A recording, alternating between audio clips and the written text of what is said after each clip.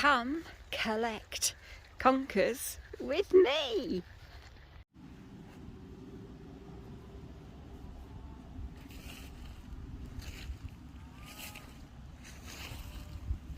Every year we collect thousands of these and we chop them up, we dry them and we get them ready so you can use them as washing liquid. We do this because they're such an underused resource. We want everybody to have the opportunity to change to using conkers instead of commercial liquids which are full of chemicals, palm oil, all sorts of things that are doing our planet harm.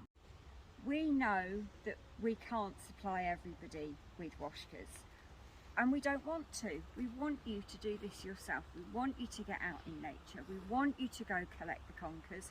You'll find them mainly in parks and private gardens like this tree, because that's where they've mainly been grown. They're an ornamental tree.